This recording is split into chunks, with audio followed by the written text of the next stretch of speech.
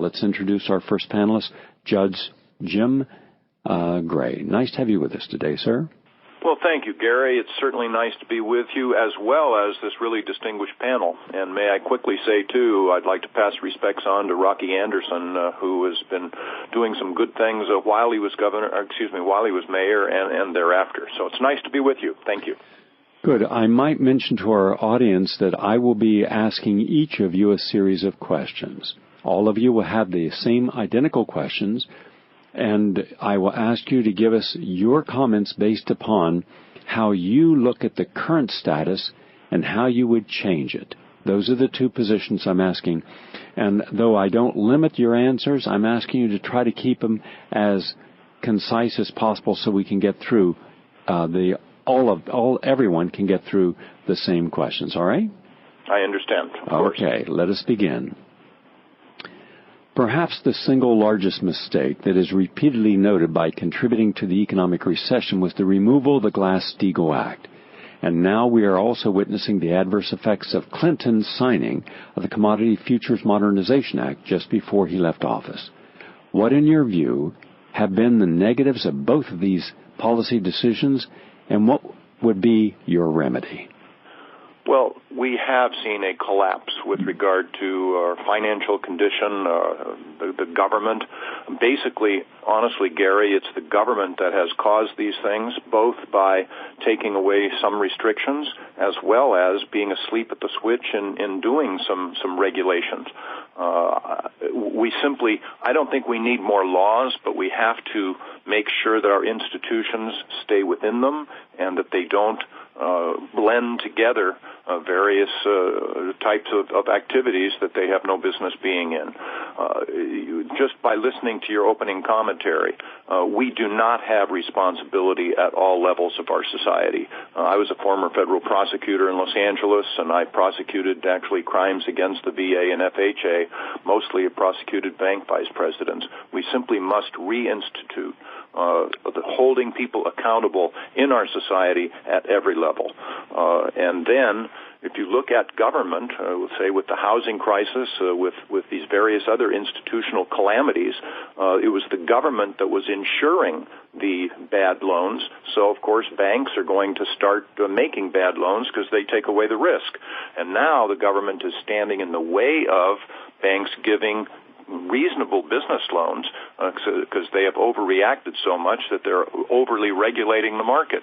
So what we need to bring back prosperity to our great country is, number one, reduce government spending. And Governor Johnson's will be presenting a balanced budget to the Congress in 2013, and it would reduce spending by about 43%, because today for every dollar the federal government is spending, they're borrowing 43 cents.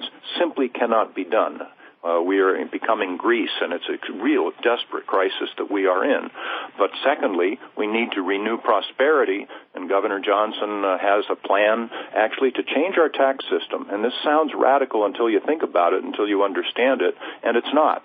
And that is, you repeal the income tax. You get rid of the IRS. Now, immediately, of course, everybody will have a tax break because you don't have to keep all of these records and prepare all of your tax returns, etc., and go to a consumption tax at the end. But that will also encourage spending, because today we punish people for saving money, that is, because we take part of it. We punish people for investing money because we take part of it. Those restrictions would be gone. And also for our goods, exported goods from our country, they're at a disadvantage because they are paying taxes on them before they even leave our shores, competing against other goods in other countries that have not paid that tax. Same thing is true in reverse. With the imports that we have, they have not paid taxes, but our domestic goods have. And I've been speaking to people about this, and they say, in fact, even an executive for Nike was telling me that if we were to repeal the income tax, we would very likely have many companies bringing manufacturing back to the United States. So these are things that have been caused by the government. It's the government that has been doing these things. Governor Johnson has a record in New Mexico as the governor for 8 years on positive solutions, certainly with regard to drug policy, with regard to fiscal policy. He actually vetoed 750 excessive spending bills while he was governor, more than every other governor, 49 governors combined, and only 2 of them were actually vetoed or overturned by the Democratic legislature. So that's what we need to do. We need to spread this around and go forward in a financial responsibility mode, but also to bring back the security of the United States, yes, but also our soul, which is our freedoms and our liberties. And our soul is under attack by the so-called Patriot Act, this NDAA, the National Defense Authorization Act that you were mentioning before. This is absolutely intolerable to someone who believes in the land of the free. We will bring these things back by repealing those disastrous measures, bringing back our soul, that is, our freedoms. Let me take you a little further on this, and this will be true with any of our guests. Where I see that you've opened up a door, I want to go through that door with you, and so we get more clarity, all right? Please. When I first went to work for WNYC, the official radio station of the city of New York, I was surprised that the engineering studio was something out of the 1930s. In fact, the engineering had dials you turn, like in a Frankenstein movie where they turn the dials and things, you know, the little electrodes go up and down. And yet there were 80 people in the office. So I asked the head of the station, the woman who hired me, I said, why do you have ancient equipment and yet you have an office filled with people? And she said, that's the way it comes. These are all political jobs. So I went out one day, and I just started talking with the people. They were reading the newspaper. Nobody was working. And at the end of that conversation, I was told that these people didn't have to work. Yet they were on full salaries. They were getting every right. They couldn't be fired. And so that was the day I quit. And when I went in to give my resignation, and I'd only been there 3 days, and from there I went over to WBAI, and people asked, why did you leave WNYC where you were paid the highest amount of money and went to WBAI where you paid nothing? I said, because I didn't like the idea that the American taxpayer was paying for a group of people to sit in a bureaucracy in the city, wasting the taxpayers' money. It's no different when I watched 25 people doing the work, or one person doing the work and 25 people standing around, and why a private project gets done in 1 month and the same identical government projects takes 2 years and always an overrun. I'm, like many Americans, fed up with no one having the courage to go in and take on the unions or the top political people in these state, local, and federal programs and work ourselves down to a government that actually is lean and mean and is there to serve the public interest, not to in any way become the self-serving, ever-expanding bureaucracies on bureaucracies. What is your position on this? Well, Gary, and good for you and your own personal experience, and that's exactly what we will be doing when we go to Washington. The first thing that we would have one of the first is to put in sunset provisions for all federal agencies, such that maybe every 5 years each one would have to come individually to Congress, to the American people, and say what they've been doing for the last 5 years, what they've accomplished, how much they've spent, and then, of course, what their plans are for the next 5 years and what they would be proposing to spend for them. And we could conduct an audit on them, and yes, there may be some, I doubt very often, that would say, oh, congratulations, you've done a great job, keep it up, Charlie. But most of them would be duplicated, unnecessary, unwieldy, much too expensive, and it would be reduced enormously. Again, we have to reduce our government spending by 43%, and that means that we are going to reduce those agencies. Today, we almost have as many regulators in the Department of Agriculture as we do farmers. You know, it's absolutely out of control. And like you were saying, though, big government is really, really good at one thing, and that is increasing the size and the cost of big government. They're very jealous about that, and it just is continuing to go on.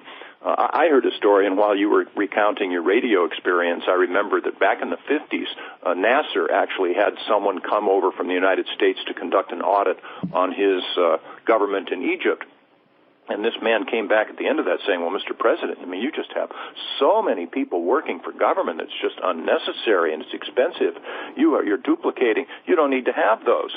And Nasser looked back at him and smiled and said, you don't understand. As long as they're working for the government, they will be beholden to me. And that's what I want. They will support me. And that's where we are going, or that's where we've gone in the United States of America as well. We need to reduce the size, the intrusion, and the expense of government. And the Libertarians stand for this. This is exactly what we will do in Washington when we get there.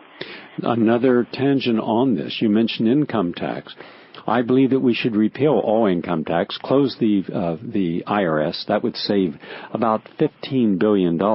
But also, why not just have a graduated sales tax based upon the type of item you're buying? So if you're very rich and you're buying a yacht, you will pay a greater sales tax because you can afford it. And if you're buying something at a dollar store, you would pay less because the likelihood is you could afford less. And so that gets one thing. And then at the same time, why not have one tax without any deductions? So everyone has to pay, at a corporate level, has to pay the same one. Otherwise, we end up as what we have now. In the state of California, Apple doesn't pay a lot of taxes because they are associated with Nevada, and then their money goes also to the Cayman Islands and to some offshore corporations. Why not just have, this is it. This is the amount you pay, a small tax. Make it very reasonable, but you can't get out of it. You can't deduct anything from it. A, that would save a massive amount of accounting and paperwork, and B, I estimate, and I've run this by Michael Hudson and many other economists, that we would be bringing in about a well over $1 trillion a year in extra income if we just had those. So we take care of the corporate profits, allow them to make a profit, they deserve it, but then they all pay, because right now the biggest corporations, some of them are not paying anything, actually getting credits in return like General Electric did this last year. And on the other hand, a graduated sales tax. Your thought on that? Well, Gary, we're in accord. And the one thing, before I answer your question directly, when Governor Johnson asked me to be his running mates as a Libertarian for vice president, he told me, Jim, if your ideas are different than mine, don't hesitate to express them anyway, publicly or otherwise. What a man, talk about no ego and self-confidence. So we all agree that we must abolish the income tax for all kinds of reasons. You were mentioning many, I was too. And the tax benefits for that would be substantial for the reasons that we were discussing. There are three groups, by the way, that oppose that. One is obviously the tax accountants, the tax attorneys, that sort of thing, and that's understandable. They vote for their economic self-interest. The other group is, of course, the people that work for the IRS and those folks, and that's understandable too. But, Gary, I'm sure that you know who the third group is, the most powerful group of all, and that is the members of Congress. They don't want to give up the income tax because then they would be losing their power by voting for special tax breaks for their wealthy constituents, because then, of course, they get contributions in return. So we're going to have to go over the heads of Congress to the American people. What we go to thereafter, it is a complicated area. I would have a consumption tax, probably for the poor. We would have actually a rebate of something in the order of $200 a month per person. So if you're going to spend $1,000, you'd end up with no tax. If you pay less than that, you'd actually make money, even if there were an 18 to 20% tax. But we'll have to compare notes, put our heads together, because it's a serious issue, and we will take all of those various things into consideration. But the thing that we all agree upon is we must repeal the income tax, repeal the 16th Amendment, because we certainly don't want Congress to end up with a consumption tax and an income tax. That's the last thing we want. So we will put our heads together and come up with something workable, some form of smart tax, basically along the lines that you suggested.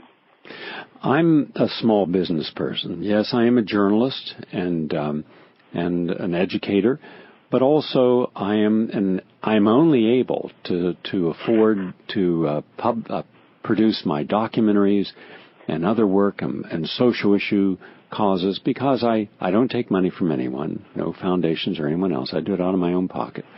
But it means that I had to learn how to be a successful small business person in a major city like New York on Broadway. No easy task. In fact, this afternoon, Saul Zabar, who owns the famous Zabars at 81st and Broadway, one of the most successful business people in America. He started with his family. He's 84 years old. We were walking up Broadway, and he said, Gary, I used to know every single person's name because every single block had anywhere from 4 to 8 different businesses. And he said, today, look at this. This is just another bank and another bank and our Dwayne Reed and another bank. And he said, there are only a couple of us left. There's a health food store. The only privately owned Whole Foods in America is at 89th and Broadway, and that's my store, and his down there. And I've said this 1,000 times.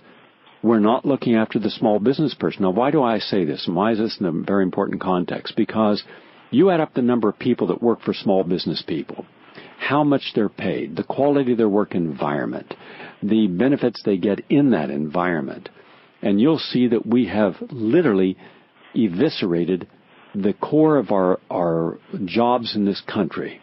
And I want to see those jobs come back. So here's what I'm asking you to explore in depth.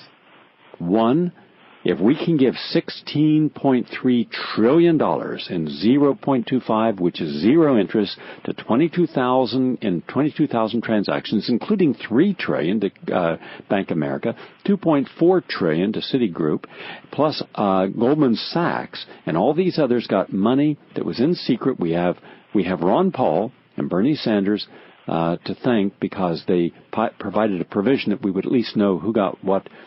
But they wouldn't tell what they got for collateral, which was junk. So they end up with a legal form of money laundering. They took toxic debt, and that became their collateral to get all this money. In any case, that provided no new jobs. It went to the financial sector so they could continue dealing in derivatives, which we'll get to in a few moments, and buying up other competition, and laughing at the American public. Not a dollar, not one penny went to opening up small businesses. So, my idea was simple. If you took the same interest-free loans, but now from the Treasury, because the Treasury could issue interest-free payments, and that would save us $540 billion this year alone, and you gave certain criteria. If you take $1 million for every $1 million you borrow, and you pay us back starting in 2 years so you have a chance to get on your feet. And if you hire one employee for every $1 million that we give you at a living wage with living benefits, and you keep it in the economy, meaning you can't be then dealing with China or someone else. You have to make something, create something, and sell something made in the USA. My estimations, and I ran this by economists, we could gain 5.5 million gainfully employed people within 3 years. Now, if we're going to give some money at no interest, why not give it to American business people in cities that are now rust belts and ghettos to revitalize our economy instead of the Federal Reserve giving it? And I would get rid of the Federal Reserve and bring that power over to the Treasury, which we had it historically. Your thoughts on each of those issues? Well, Gary, you're certainly onto something here. What has happened with regard to the wholesale spending of our tax money in the last 4 years or even 12 years is just absolutely outrageous, just simply outrageous. And you're also right, in my view, small business is the backbone of America. That's where the jobs are generated. That's where we make our prosperity. I wouldn't go so far. I wouldn't be giving any federal money to banks or to anyone else. I think that if you get the government out of the way and you allow small business loans to be made without undue regulation, which is where we are right now, that small businesses will come in, and that's where our prosperity lies. I was just recently talking with a branch manager of a local bank, and she said, you know something, I don't want your money now because it costs me money. I have to pay you interest, and I can't loan it out. And then she went on to say something that is shocking. 30% of my employees, she says, actually do nothing but attempt to comply with government regulations. So if we can just get reasonable regulation, of course, have the banks responsible for any risks that they take, so they'll make good loans. They will make good loans to people with good business plans and good credit risks, and they can start those small businesses and hire 5 people and 10 people and 15. That's where our fiscal recovery lies. So we are absolutely nuts by having donated all of that money to the various banks and these various companies. It's simply wrong. I wouldn't have the federal government giving out anything to anybody, honestly. And as far as the Fed is concerned, this is critically important. We will bring that in an evolution. We will bring the Fed to a close. And we're not going to do it overnight because that would scare people, and that's a part of our economy as well. But we have people already that we have spoken to on how to reduce the Fed slowly, such that over 4, 5, 6 years, we will have the Fed gone, which is exactly where it should be. Okay, good. There's one last financial question that I have for you, and it's important. Most people are simply not aware of that, and that is the derivative problems and the corporate debt problems. Most people are completely unfamiliar with the fact that corporations issue bonds. And now that debt, that corporate debt, is maturing. And it's a tsunami. According to Standard & Poor's, the companies, mainly in the United States, but also in Europe and Asian economies, require a combination of new rollover financing and new money in order to have any growth over the next 4 years. And that's going to be about $45 trillion. So the wall of maturing debt is the largest in history. And yet you haven't heard, I'll bet, anything in any of the major media about the maturing corporate debt, have you? No, indeed. And that is a very, very critical issue. We need to bring financial responsibility back to our market, to our government, to our people. Households have to balance their budget, so why shouldn't the government? I was just saying earlier that 43 cents of every dollar the federal government spends is borrowed. No company could do that, but you're right about the derivatives. Those things are out there. And also, by the way, on that same subject, most cities in our country are bankrupt because they owe more in pension funds and entitlements to their workers than they will have money coming in. So all of these things in any form of a problem area, and Governor Johnson understands this, and the Johnson-Gray administration will discuss this.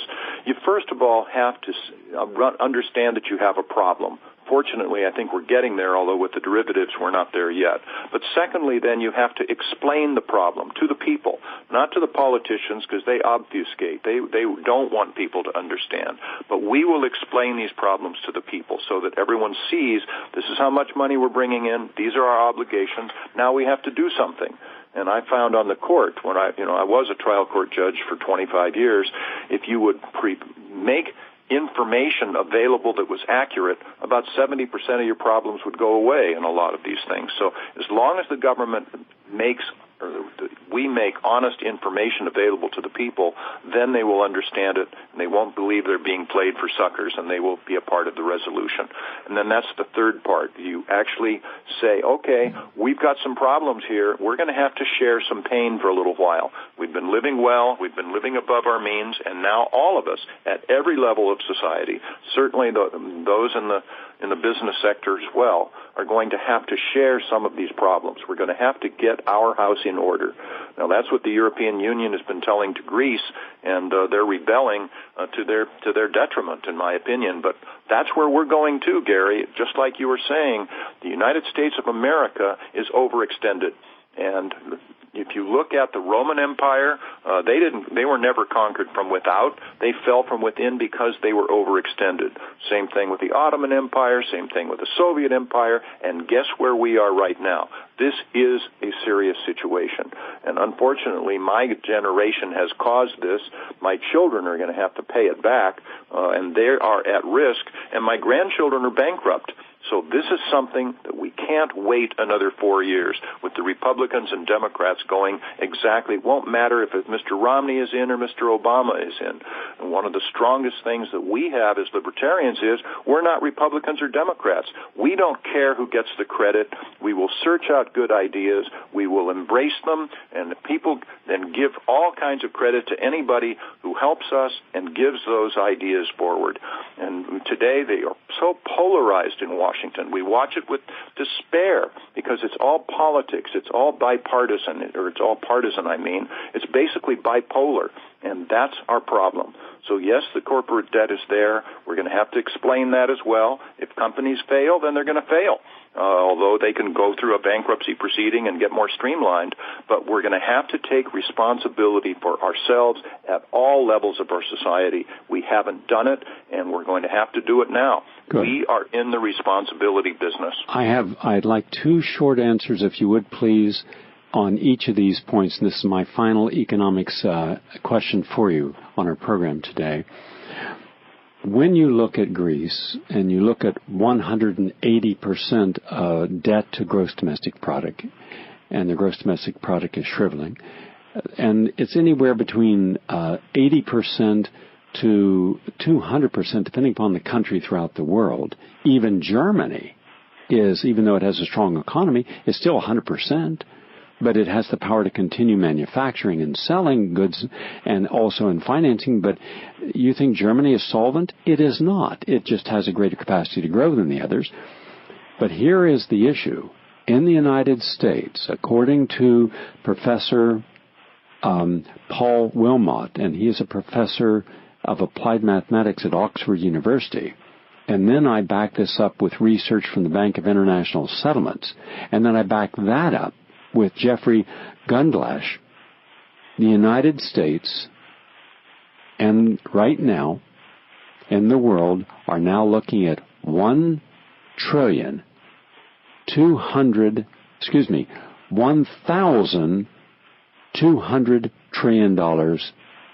in derivative positions. That means 20 times larger are these derivative positions than the entire world economy. So the top derivatives are just simply showing that we are bankrupt. So if anyone says this is not important, then understand that what they're holding in derivatives, bets, in effect, dwarfs the global economy. And people don't understand how it works. And the estimated notional value of the worldwide derivative market was at $600 trillion, but now it's over $1 quadrillion. Quadrillion. How in the world do you get to $1 quadrillion? But we're at $1 quadrillion, and American banks, the 4 leading American banks, are holding the most of that. That means that there's even a slight change in the markets, American banks would go broke. Then immediately, as they've had in the past, they will run over to the White House, and they'll meet with Timothy Geithner, and he'll get in hands with Ben Bernanke, and the Federal Reserve will then start, like Zimbabwe, printing massive amounts of money to bail them out because, quote, they're too big to fail. And we'll be told by all these talking heads, well, we can't let them go out of business. Yes, they held $450 trillion in derivative positions, but we can't let them fail. And then our currency would be devalued and just watered down to nothing. But even without that, currently, if you take unfunded entitlements, funded entitlements, if you take corporate debt and you add in the federal debt, state debt, local debt, personal debt, credit card debt, student loan debt, you're well over $160 trillion. And then combine that, or put that, for example, against, you're not 160 trillion. You're at, you're well over 320% gross domestic product, meaning we are the most indebted nation in the world, percentage of our gross domestic product. So we're telling the whole world that they should get their act together. And we are more in debt than China and Russia and India and Brazil and Spain and Greece and Italy combined. And yet because we control the body politic and we control the military-industrial establishment, because we control the media, we are the ones who are not responsible. We only have about a $14 trillion gross domestic product. So we are way and beyond what anyone else is when we're up there close to $200 trillion in debt. Your thoughts on this? And the derivatives are the driving force of what is just suicidal economic policy. Are you willing to ban trading in derivatives and credit default swaps, and what do you intend to do to tell the world and our economy and the corporations you can't play in this casino anymore because the American public gains nothing from it and is responsible for bailing you out if you fail? Your thoughts, please. Well, Gary, these are extremely serious things, and you have outlined them very well. Even though what you have said is true, I am innately optimistic about the American people. If you get these government games out of the way, if you bring back our work ethic, if you bring back responsibility into our society, what we can do is that if we just face these various realities and stop this irresponsibility, and it's led by our government. I said that we are Greece, and we are. In many ways, of course, we're in much worse shape than Greece, and it will take us a lot more difficulty to get out of it. And what the government's trick is that it will just resort to inflation. And, it just waters down the value of the dollar. And, of course, that is going to hurt enormously, mostly the elder, people on fixed income, pensions, etc. So these are things that the government's fully willing to do, but we are not. We are fiscally responsible. We believe in the American people. We believe in our work ethic. And, again, if we're in such a situation that it does call for some more aggressive measures. And the biggest one is to repeal the income tax and encourage people to save money instead of take out debt, encourage people to invest money. That's where we get the generation, the engine for our prosperity. And, of course, we need to make our products around the world, again, competitive.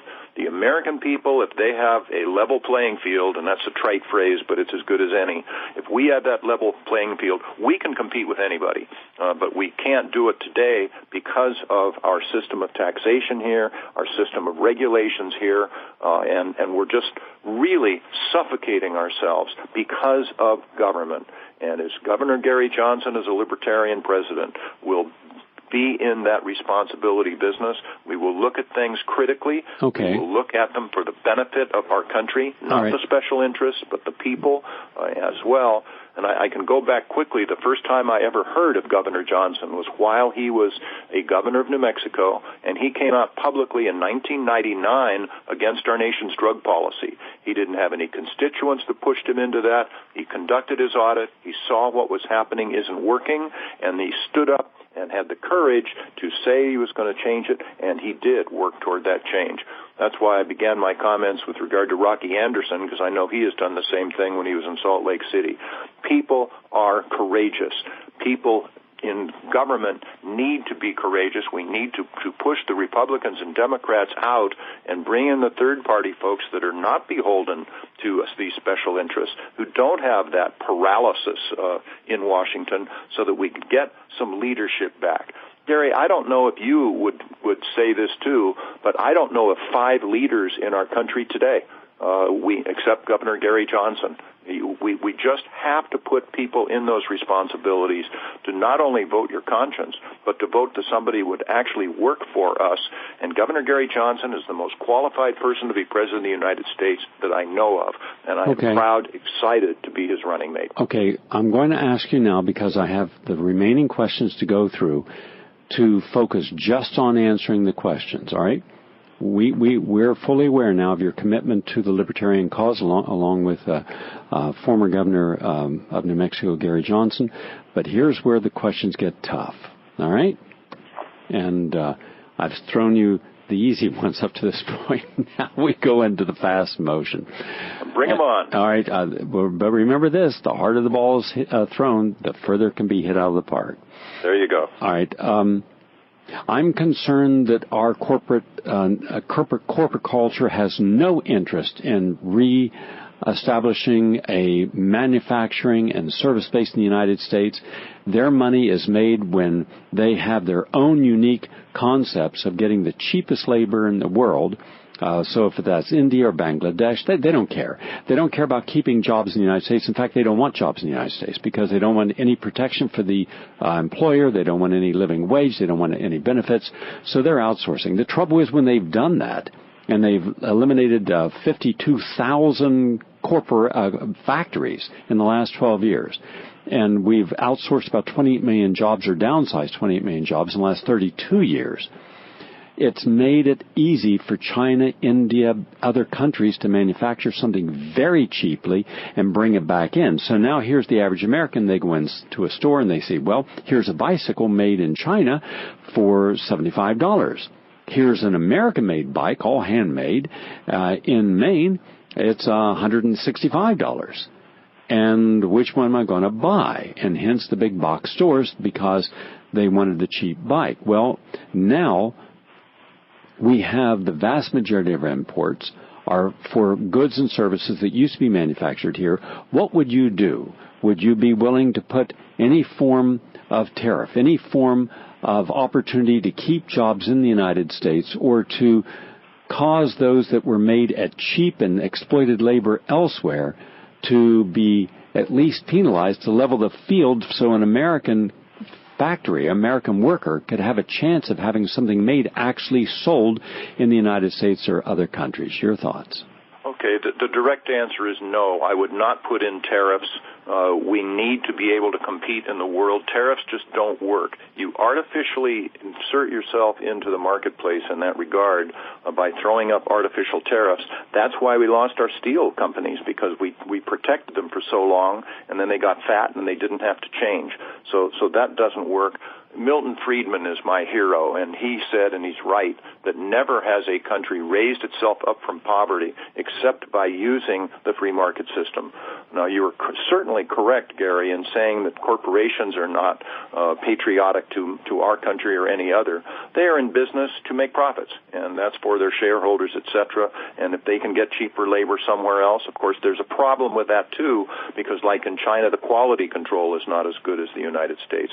But we need to be business friendly. We need to be able to set up a system that encourages businesses to be here and to have manufacture here and work here and provide services here. And we do not do that. We push them out from our country to other countries because we are so unfriendly, so regulatory heavy, so tax heavy and the rest. So if we get the government out of this and allow these corporations, because they're going to make their product somewhere, if they can do it here, they will if we're more business friendly. Okay, so well, hold on. I'm going to going artificially. I would go back to the natural give and take. I'm just going to need you so we can get. Okay, I'm going to just need you to go a little more briefly on these.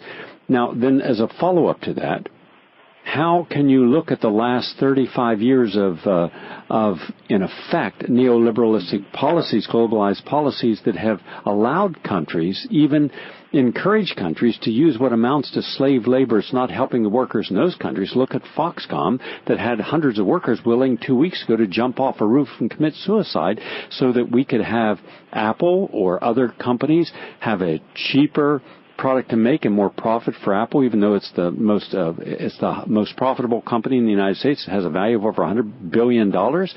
So where exactly in this policy that you're suggesting are we caring for the workers in other countries, or their environmental consequences in other countries, or anything that represents a benefit to the people in those other countries outside of just sheer profit-taking on the part of those in our country that outsource these jobs, and in their countries that manufacture and exploit their own workers to give these jobs? Your thoughts, please. Well, Gary, it's an imperfect world, as we all know. And if we put up barriers, trade barriers here, that's not going to help the workers in the rest of the world either.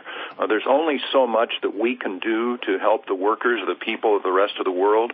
We do have to focus upon our country. We do have to focus upon our workers. And if you have, I just mentioned Nike a little while ago. They use a lot of manufacturing in Indonesia. Yes, they are low wages for our standards, but for Indonesia, they're really quite good. So you can't just you can't cure everything at once. But we can use our government to try to stand up for human rights and the rest of that, but you just can't cure everything at once. Okay, well, I look at the job Hillary Clinton and our administration has done in curing human rights abuses in China and in Saudi Arabia and in some of the other countries we do a lot of business with, and I would give her, what's below an F? Well, we don't have anything below an F, but I would give her a failing mark. Anyhow, I have 5 more questions for you. And this is a very important question. Many of us who are independent and progressive realize that the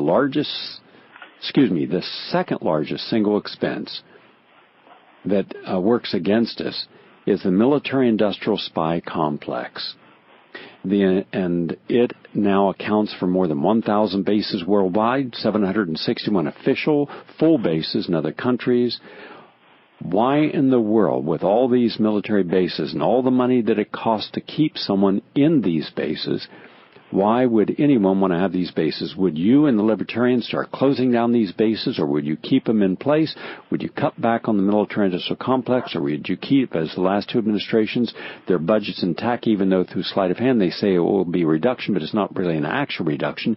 It's just less money going in, but it's still eating about $1.4 trillion a year on and off books, all together, when the actual defense of the United States, according to the leading defense experts, is about $220 billion, or still twice what China and Russia spend.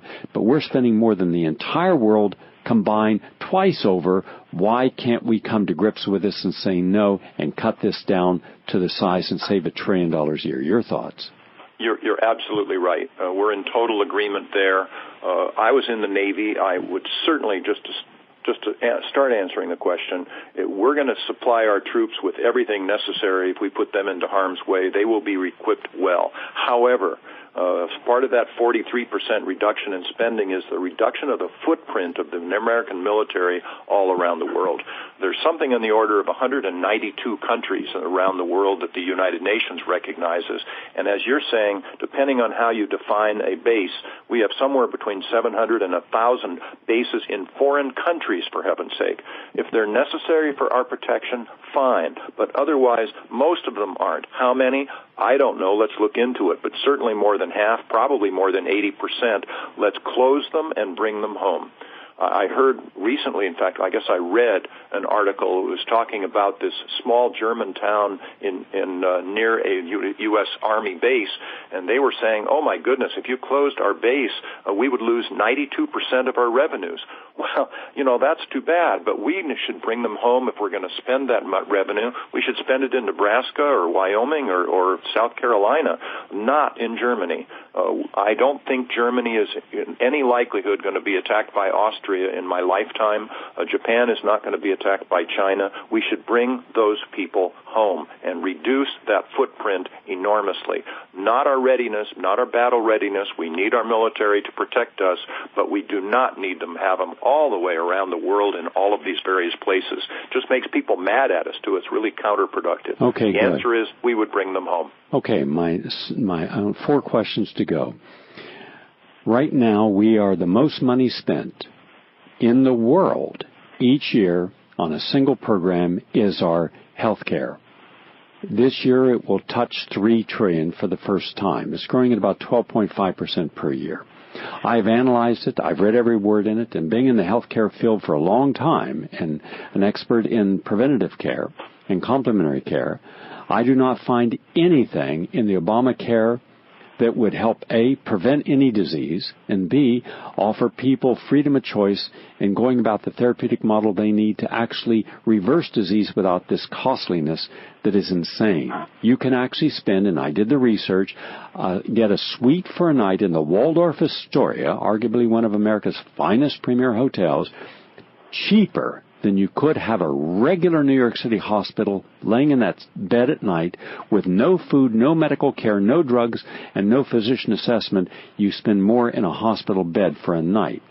The type of money we're talking about is obscene, and most of it goes to the for-profit hospital corporations, for the pharmaceutical industry that has helped write all the rules and laws, including the Medicare Act, and for the insurance industry. They will reap about $1 trillion a year out of that $3 trillion.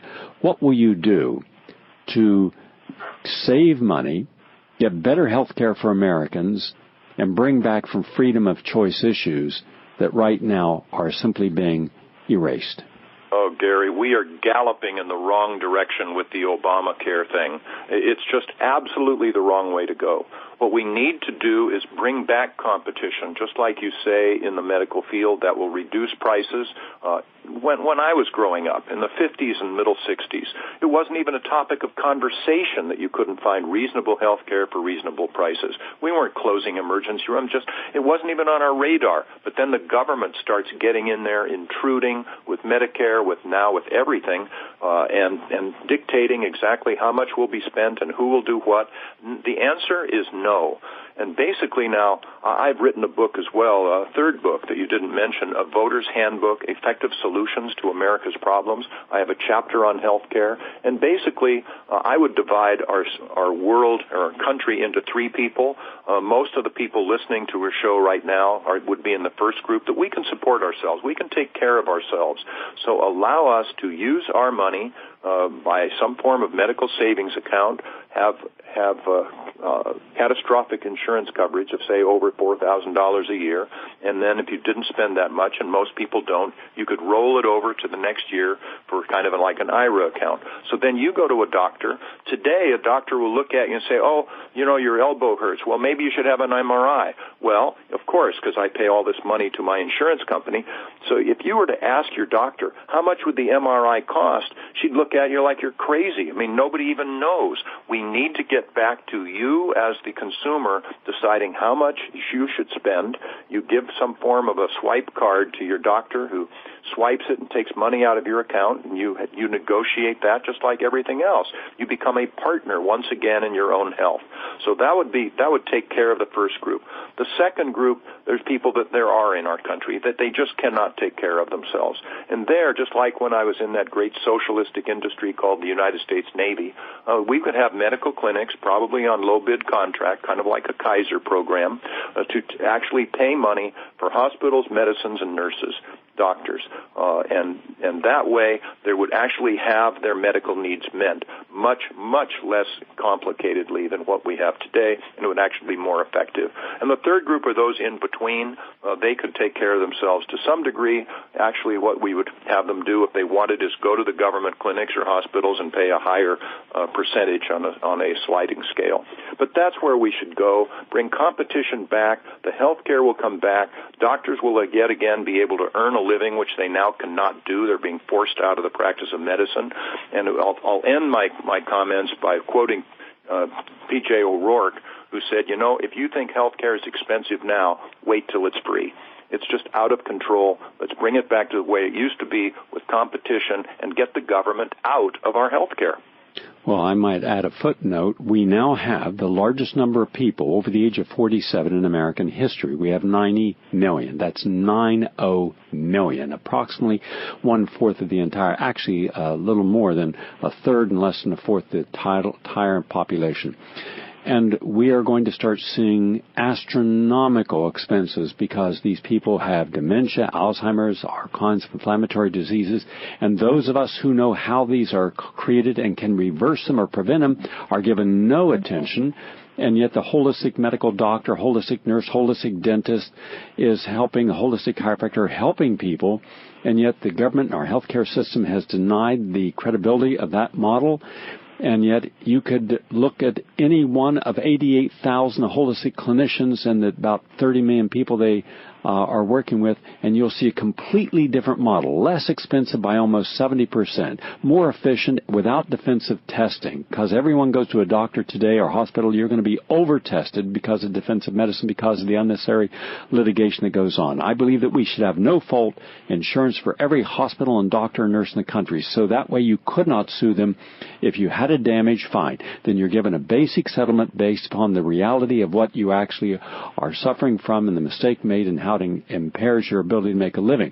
But none of these stupid, gigantic lawsuits, and separately that would save at least $300 billion a year that we now spend in unnecessary medications, unnecessary testing. And then look at the model in India. Right now, today, you can get any procedure done in India at a beautiful resort, at a very good hospital with outstandingly qualified physicians, and for 1/5 of what you would pay in the United States. And yet we're not using that as a model. That's a model that we should think about. If not, allow our doors to be open. If you really want in competition, allow people from overseas who are qualified in their field to come in and compete and watch how quickly we change. So I thank you for your opinion on that. I have 2 questions left. And one is the safety of our food supply and the right to a healthy meal. Right now we have 18 million children who go to bed hungry each night in the United States. We have more obesity, more malnutrition. We have more people who cannot afford food. Now, I just got back off the road. I've been out there twice this year for a total of 12 24 weeks. Half of this last year I've been traveling and filming for a new documentary called Poverty, Inc. And I'm not talking about where I came from in Appalachia or the dirt farms of Mississippi and Louisiana. I'm talking about people who never thought that they would have to be eating cat food because they couldn't afford regular tuna and are eating crackers, eating one meal a day. I'm filming that. I'm seeing that. You won't see it in New York City, in Manhattan, in Beverly Hills, but you start going the rest of America, and there is a rest of America, and suddenly you see it by the tens of millions. An estimated 100 million Americans are food challenged today. What would you do to help those individuals be able to obtain healthy food, and especially the children who are going hungry in the United States? Well, and this is something that's just intolerable as well, Gary, and I know we kind of sweep a lot of those people off to the side, and not in our administration. The thing, though, too, libertarians see things that we certainly need government, but government is the last resort instead of the first resort. We will take care of people, but only after first of all, if they can't take care of themselves, then you do have a lot of philanthropic organizations that are rallying. They won't do it if the government steps in, but we can do that. You're talking about the obesity issue. It's critically important that we get honest information out into society so people see what the calorie counts are and see what is made up within these various foods. And then people will start, one hamburger place will start competing with another that we have less saturated fat than they do, so come to us. And that sort of thing works. But when it comes down to it, in the Johnson-Gray administration, nobody is going to be going home hungry. We are going to have our people cared for. Of course, once we get the economy back and bring back more prosperity, that will certainly help as well, and that we can get back to the other things we've talked about. Okay, my last question for you, Judge Gray, is this. We've just witnessed the result of Citizens United decision in Wisconsin. The first proof that this Supreme Court decision, which Obama has refused to act upon, has eroded the democratic process dramatically in favor of privileged interests.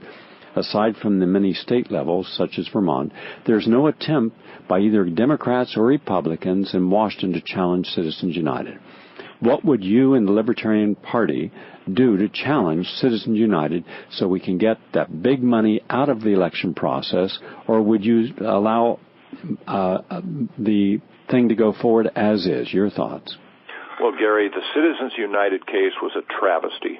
I don't understand the reasoning. They say that a corporation can donate all this money because it's like speech. Well, no. I mean, that's stupid. Corporations can't vote. There's a difference between an artificial entity and a human blood entity. So the whole idea that a shareholder or a corporation is going to be donating all this money, they should get the permission of each and every shareholder because it's their money that's being spent. And if the shareholders want to give the money, that's marvelous. Let the shareholder give the money. Corporations should not be giving any money to any of these causes at all. Neither should any other artificial entity, such as a labor union or any other form of group. And you're absolutely right. This recent election with Governor Walker back in Wisconsin, that was the reaction to Mr. Obama and what the Democrats have been doing, and the Republicans and the Supreme Court with Citizens United. It's got to be turned over.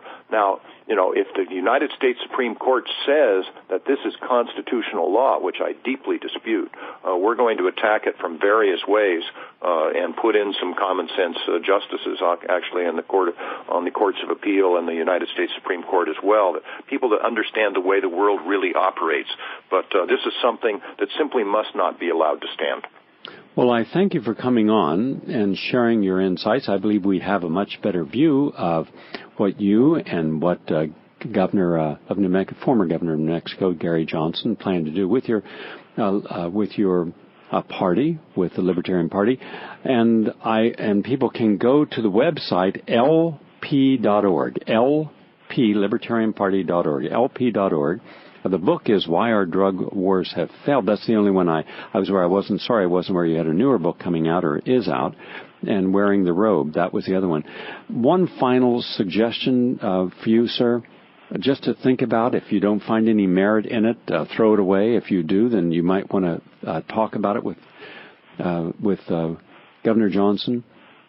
many people, I believe, would be stronger in their interest in the libertarian principles if they cut off the bottom half of your of much of what has historically been perceived as libertarian and put humanistic, the best of libertarian with the best of humanistic, and then I think you would have far more people drawn to it because we have more people suffering. That if you left it purely to the charities, they're overwhelmed. I just delivered a truckload of organic brown rice this week to the Sacred Heart Church in Camden, New Jersey, to Reverend Dowd over there, and he didn't even know it was coming. I just knew that they had a lot of parishioners who are hungry. This is one man who doesn't get a nickel from the Archdiocese, and he does everything he can. And I was there about a year ago when I was filming him for my Poverty Inc. special, and he says, everybody comes here to film about Camden because we're the poorest city in the United States, and this is the poorest area of the poorest city of the United States. And I was even told by Mark Carr kept coming up and down the street saying, you got to get out of here, you got to get out of here. And I'm in the middle of the street filming, and I said, why? Are you kidding? They're going to say they're going to steal your camera, and B, they'll probably kill you after they rob you. And I said, you think because people are poor that there are always going to be criminals? I said, I'm sure you have people who would result to criminal activity, but you have more people here who are just poor. And I said, so I'm not moving anywhere. And we had this whole conversation about my right to be in the street filming in Camden, and I didn't. Absolutely. I stayed in the street. And then I went to the Reverend, and I sat with him for hours, and he said, you know, Diane Sawyers came and filmed with us, but no one's ever come back with a nickel to help us. And while he was saying that, they had some dinners they were giving out, and the guy came in and says, we're out of food. And he said, well, how many are still left? It was about 600 people. So the next day I sent over a whole truckload of food to help those people, at least for a short period of time. So I'm suggesting, this is merely a suggestion, that at some point, if there was more humanistic and spiritual consideration into that philosophy, you would probably double or triple the number of people interested in what you're doing, because I believe on the important issues, you're all in alignment. In fact, I've interviewed all of you, and on the hard-hitting issues, there's a lot of alignment. On some of these others that get all government out and let the free market prevail, I believe that may end up being a limitation for a lot of people. It's just a thought. And I understand, Gary, and thank you for doing what you're doing both on the air and off the air. But I would quickly add that you're not government, and you donated that rice because you are a philanthropic type of minded person. There are many there, but the government would be the last resort, and honestly, Thomas Jefferson, a hero in all of our lives, said back when he was in with us, that we need to have a revolution every generation, because the private vested interests, special interests, will inveigle their way into power and will sap out the vitality and energy of our country. We are that revolution. It is finally going to be here. And in addition to LP.org, they can go to GaryJohnson2012.com, and that is our campaign website. Lots of information there, and I look forward to being on your show again and talking about these very important issues. Libertarians care. It's just that we're not the warm and fuzzy, oh, poor baby, the government's going to take care of you. We believe in private industry. The work ethic of making people work to better themselves. If they can't, then there will be a safety net. But the whole welfare, poor coddling everybody, just simply is a trap. It doesn't work, and what we do actually does work. So again, thank you. It's a pleasure to be with you. You're a good fellow, and I appreciate the opportunity of sharing some thoughts with you. All the best and success in your upcoming efforts. Judge James Jim Gray, Vice Presidential candidate.